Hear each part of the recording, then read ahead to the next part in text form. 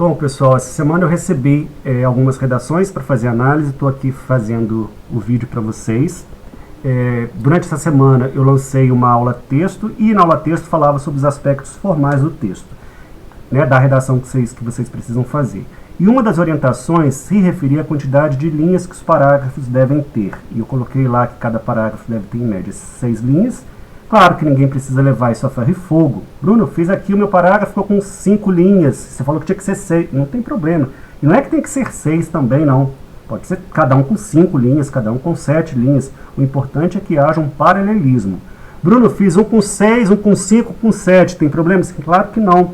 O que não pode é ter um parágrafo com 3, um com 8, um com 16 linhas, né? Aí o negócio fica ruim, tá? Então estamos falando de aspectos formais. E eu recebi essa redação, a aposentadoria prática ou teórica, e ela tem 4 parágrafos, vejam, ela foi formada com 4 parágrafos, e cada parágrafo tem exatamente 6 linhas. Isso é muito positivo, viu, pessoal? Bom, por que é positivo?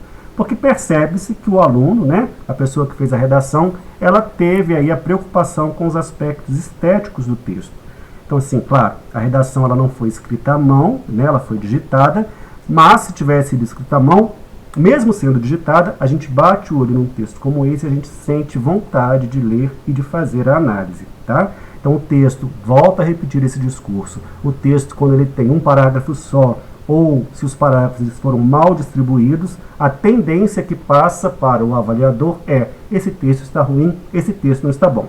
Veja, eu não tenho garantia nenhuma se esse texto que eu vou ler agora ele está bom, mas batendo o olho nos aspectos formais aqui dos parágrafos, esse equilíbrio, né, de quantidade de informações me causa a expectativa de que o texto está bom. Isso nós vamos saber a partir de agora, tá bem? Bom, falei lá na aula texto sobre a importância do título do texto. Algumas redações chegam sem título, tá?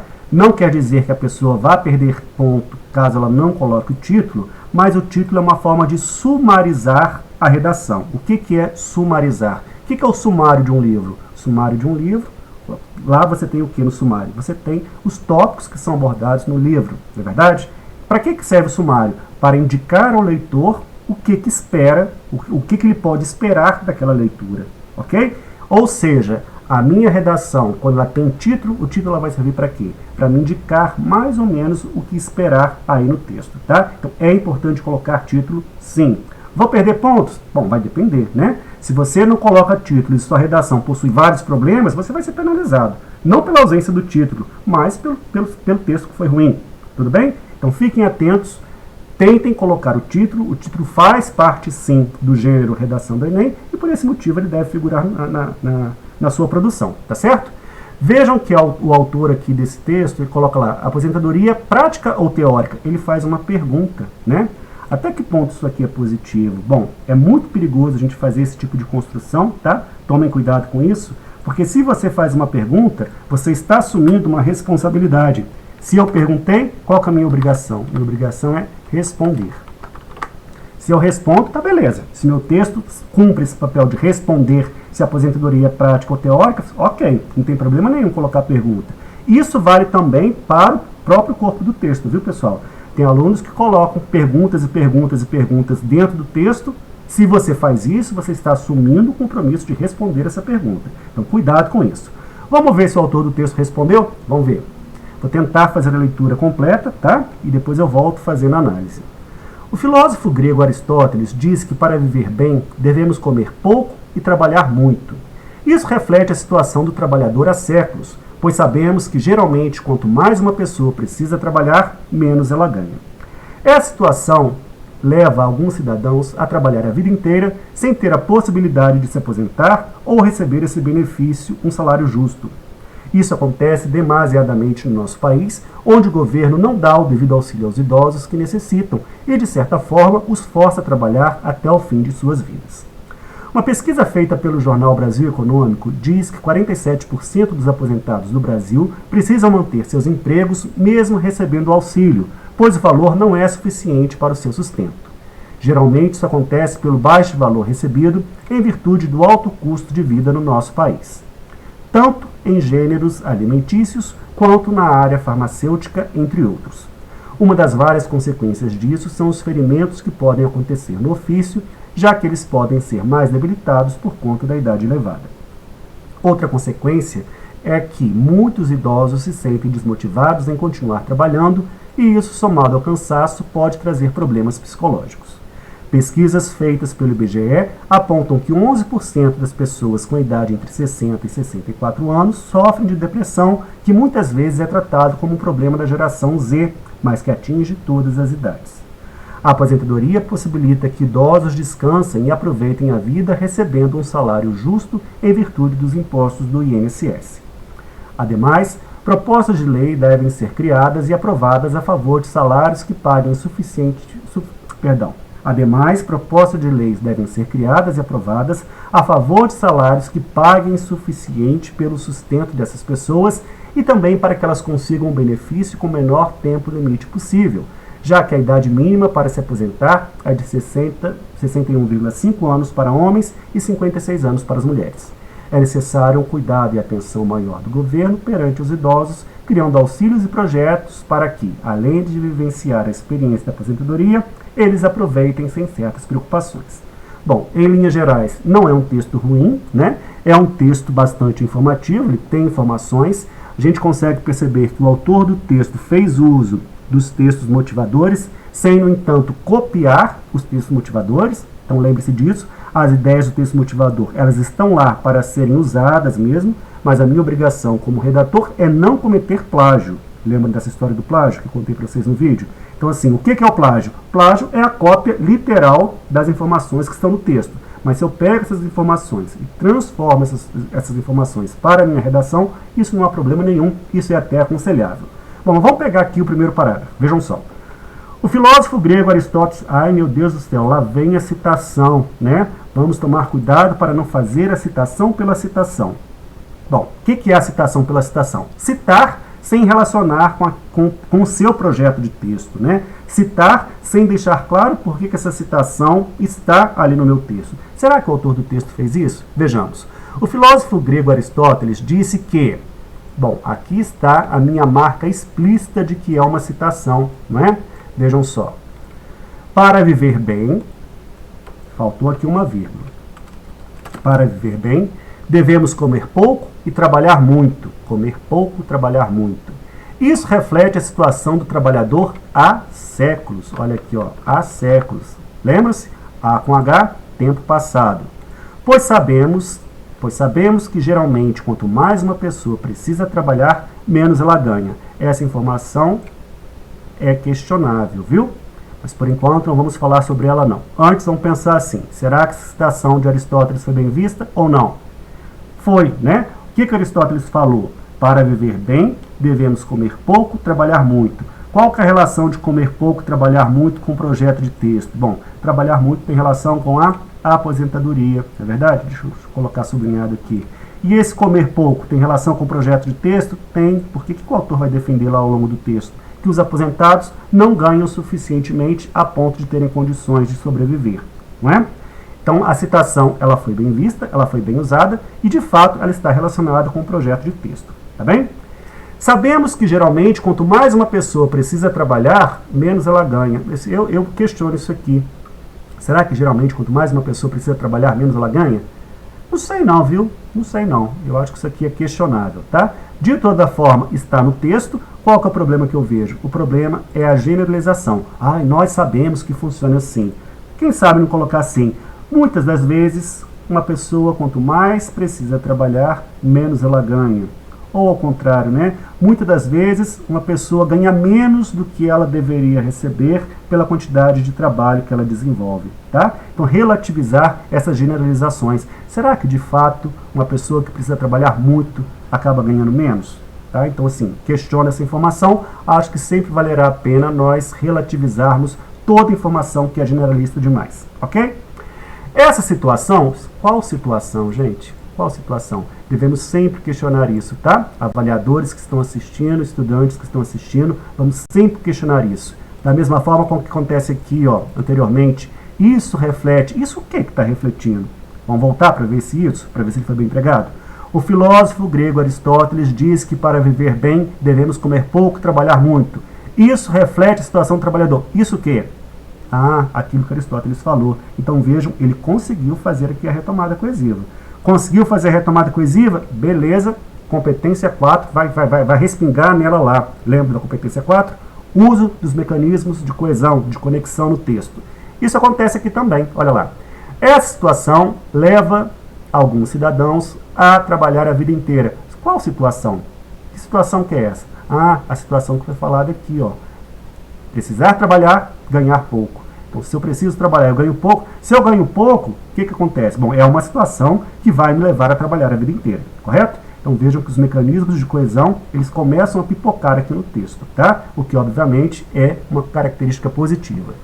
Essa situação leva alguns cidadãos a trabalhar a vida inteira sem ter a possibilidade de se aposentar ou receber desse benefício um salário justo. Isso acontece demasiadamente no nosso país, onde o governo não dá o devido auxílio aos idosos que necessitam e, de certa forma, os força a trabalhar até o fim de suas vidas. Bom, alguns comentários sobre esse trecho aqui. Essa situação leva alguns cidadãos a trabalhar a vida inteira sem ter a possibilidade de se aposentar. Será? Será que porque eu ganho pouco, que eu ganho menos e trabalho muito, eu não tenho possibilidade de aposentar? A possibilidade existe, tá vendo? E aqui, de novo, é utilizado o quê? Uma informação generalista. Atenção! Ou receber desse benefício um salário justo. Bom, duas coisas aqui. Primeiro, que não é benefício coisíssima nenhuma. A gente tem que tomar muito cuidado com as palavras que a gente escolhe, viu, pessoal? A aposentadoria não é um benefício que o idoso recebe, é um direito, tá? Então, diferença entre as palavras. Benefício é uma coisa, direito é outra. Por que eu vou dizer que o idoso que recebe a aposentadoria está recebendo um benefício? Não está, não. Benefício vem de bem, como se o governo estivesse fazendo um bem para ele. Não, o governo está fazendo obrigação. Então, ele não está recebendo um benefício, ele está recebendo um direito, ok? E também não é salário, não. A gente não pode dizer que a aposentadoria é um salário. Se fosse salário, não se chamaria aposentadoria. Se chamaria o quê? Se chamaria salário, tá? Então, assim, são coisas diferentes. O que é o salário? Salário é uma grana que eu recebo pelo trabalho que eu desempenho. E o que é a aposentadoria? A aposentadoria é um direito, né? É um direito, é um ordenado que eu recebo por conta de todo o trabalho que eu desenvolvi ao longo da minha vida, tá? Então, cuidado com a escolha das palavras. É o pior dos problemas? Sim, claro que não, né? Ninguém vai ser penalizado por conta de uma palavra como essa empregada numa redação nesses moldes, nesse feitio. Mas é importante que vocês saibam, né, que a escolha do vocábulo, a escolha da palavra, ela pode influenciar sim, tá bom? Então fiquem atentos aqui. Isso acontece, isso o quê? Olha lá, de novo, mecanismo de coesão, tá vendo, pessoal? Então veja, o autor, ele teve essa preocupação, né, de fazer as retomadas. Observem que os períodos não estão longos, o que é um benefício também. Muitas vezes o aluno consegue fazer a redação aí, né, o parágrafo em seis linhas, mas você não consegue, eu não consigo enxergar, ele não consegue empregar os sinais de pontuação, ele não consegue dividir as ideias, né, ele não consegue colocar frases menores ou orações menores. E é importante porque isso vai trazer o quê? Isso vai trazer ritmo de leitura ao avaliador. Então veja o que acontece. Voltando aqui no início do primeiro parágrafo. Ó, a primeira oração termina aqui, tá vendo? Como que eu sei que a primeira oração terminou aqui? Por causa do ponto. Ficou grande? Não ficou, não. Ó, a segunda, começa aqui, olha onde é que termina. Tá vendo? Ficou grande? Ficou, não. Olha a terceira. Tá vendo que ele consegue fazer direitinho aqui a pontuação? Olha a quarta. Ops. Olha a quarta oração do primeiro parágrafo. Tá vendo? E muitos estudantes fazem apenas, pegam um parágrafo inteiro e fazem apenas uma oração no parágrafo inteiro. Pontuar as ideias, né? Dar a possibilidade de o leitor ter um ritmo adequado de leitura. Isso é importante, tá? O autor desse texto aqui, dessa redação, consegue fazer isso. Pois bem, isso acontece demasiadamente no nosso país. Olha aqui o uso da primeira pessoa, né? Bruno, pode usar a primeira pessoa? A primeira pessoa ela não está só no verbo, não. A primeira pessoa ela está também nos pronomes que são escolhidos. Olha aqui o pronome nosso. Nosso quem? Esse nosso tem relação com nós, né? Tem relação com a primeira pessoa do plural. Bruno, mas não pode usar a primeira... Gente, tudo pode. A questão toda é como é que as informações são colocadas. Então, estou fazendo uma dissertação, não posso usar a primeira pessoa. Assim, você pode usar a primeira pessoa sim, mas vai depender da forma com que essa primeira pessoa figura no texto. Aqui, por exemplo, é difícil não utilizar a primeira pessoa. Por quê? Porque o Brasil é o nosso país mesmo, tá vendo? Então aqui eu não tenho muita opção. Tenho mesmo que usar a primeira pessoa e ponto final, tá? Então, se não precisam se preocupar. Usei aqui a primeira pessoa, tem que usar a terceira. Não, gente, calma. Dependendo da informação que você vai colocar, a primeira pessoa ela é bem-vinda sim. É o que acontece aqui. Então, isso acontece demasiadamente no nosso país, onde, pergunta que eu faço, será que esse onde aqui ele foi bem empregado? A resposta é sim, esse onde ele foi bem empregado. Por quê? Porque ele está se referindo a país. País não é um lugar? Bom, se o país é um lugar, eu vou fazer a retomada dessa palavra exatamente com o onde, tá? Moral da história. Tomem cuidado quando vocês forem utilizar o mecanismo de coesão onde. Por quê? Porque onde só se refere a lugar. A gente vê umas coisas assim. Esse é o livro onde eu estou lendo. Essa aqui é a namorada onde eu saio no final de semana. Quê? Livro onde eu estou lendo? Namorada onde eu saio no final de semana? Isso está errado. Por que está errado? Porque livro não é lugar, namorada não é lugar também. Tá? Então o onde só serve para retomar lugar. Então aqui ele foi bem empregado, exatamente porque Brasil, né, país é um lugar, certo? Então isso acontece demasiadamente no nosso país, onde o governo não dá o devido auxílio. Olha, veja que aqui já apareceu como auxílio. Antes apareceu como salário, agora está aparecendo como auxílio. Será que a aposentadoria é um auxílio, gente? Eu discordo. De novo, a aposentadoria ela não é auxílio, não. A aposentadoria é uma obrigação do governo e é um direito daquela pessoa que trabalhou a vida inteira, tá bom? Então o governo não dá o auxílio a esses R$600 aí. Isso aí é auxílio. Tá vendo? Isso aí é benefício. Percebem? Mas não posso dizer que a aposentadoria seja um auxílio. Então o governo não dá o devido auxílio aos idosos que necessitam. Na verdade, aqui, de novo, não é o idoso que necessita. O idoso tem direito, ponto final. Se a pessoa é sei lá, um grande empresário, é um grande dirigente de uma grande empresa, tem muita grana, chegou lá aos 60 e tantos anos, ele não vai aposentar porque ele necessita, ele vai aposentar porque ele tem direito mesmo.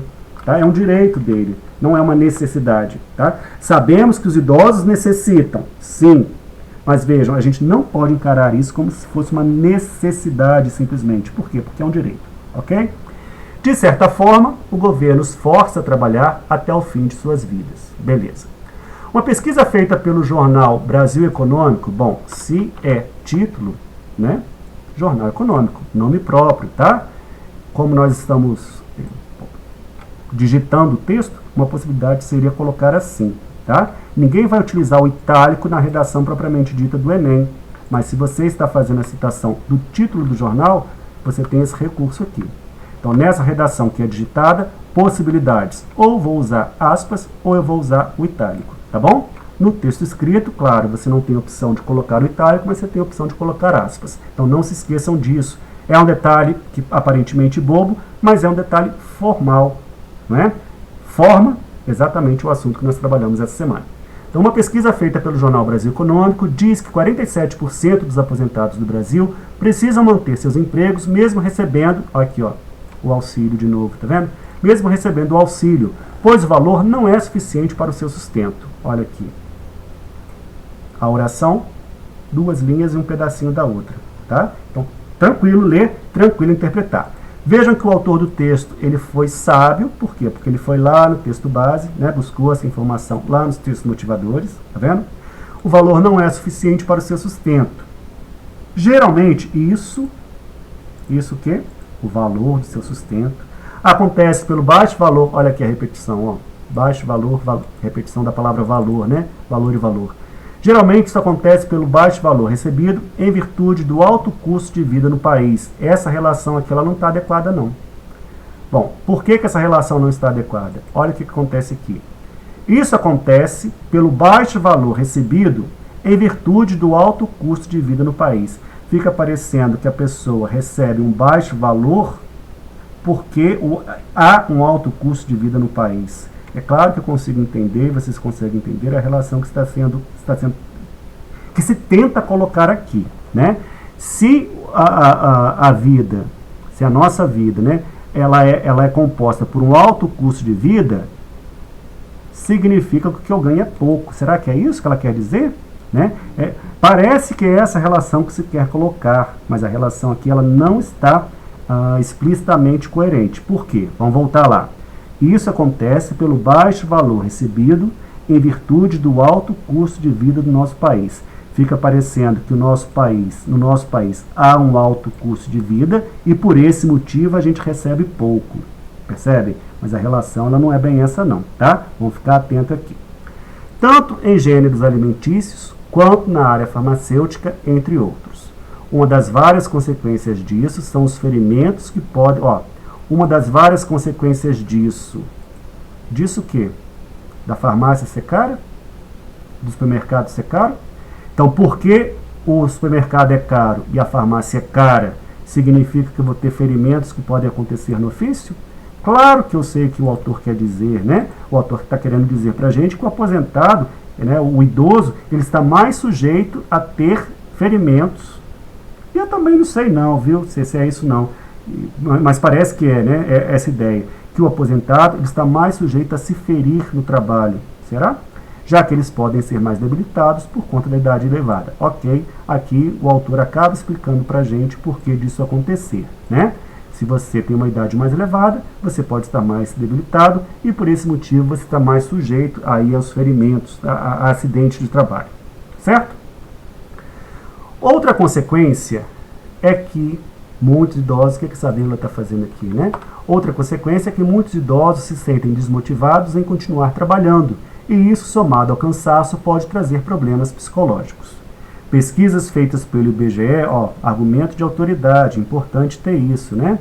Pesquisas feitas pelo IBGE apontam que 11% das pessoas com idade entre 60 e 64 anos sofrem de depressão que, muitas vezes, é tratada. Por que tratada? Estou falando da depressão. A depressão, feminino, né? Concordância nominal aqui, A depressão, muitas vezes, é tratada, vou colocar de outra cor, como um problema da geração Z, mas que atinge a todas as idades. A aposentadoria possibilita que os idosos descansem e aproveitem a vida recebendo algo que lhe é de direito em virtude dos impostos do INSS. Notaram? Espero que vocês estejam convencidos de que não é nem salário nem benefício, é direito. Ademais, propostas de lei, propostas de intervenção surgindo aqui para a gente, devem ser criadas e aprovadas a favor de salários que paguem suficiente pelo sustento dessas pessoas e também para que elas consigam benefício com o menor tempo limite possível, já que a idade mínima para se aposentar é de 61 anos para os homens e 56 para as mulheres. É necessário um cuidado e atenção maior do governo perante os idosos, criando auxílios e projetos para que, além de vivenciar a experiência da aposentadoria, eles aproveitem sem certas preocupações. Eu colocaria alguma coisa assim, quer ver? Deixa eu botar de outra cor. Só assim seria possível construir um país mais justo e com menos desigualdades entre população economicamente ativa e aqueles que já cederam parte de suas vidas trabalhando para a construção. E usar país, mas vou usar nação. Da nossa nação. Por que eu não usei país aqui? Alguém sabe? Bom, eu não usei país aqui. Ops, deixa eu subir um pouquinho. Eu não usei país aqui exatamente porque eu já usei país aqui. Tá? Precisa disso, Bruno? Precisa não. Até porque, ao usar isso aqui, o que aconteceu com o meu último parágrafo? Né? Eu extrapolei aí o meu ideal, né, de 6 linhas. Mas vejam que é uma frase que serve como é uma ideia, né, que serve como frase de efeito e consegue trazer aí uma conclusão bacana para o texto. Tá? Bom, em linhas gerais, não é um texto ruim, mas é um texto que tem problemas. E que bom que é um texto que tem problemas, né? Sinal de que o curso precisa de fato acontecer e que vocês precisam produzir mais textos. tá certo? Bom, um abraço virtual aí para vocês e até a próxima.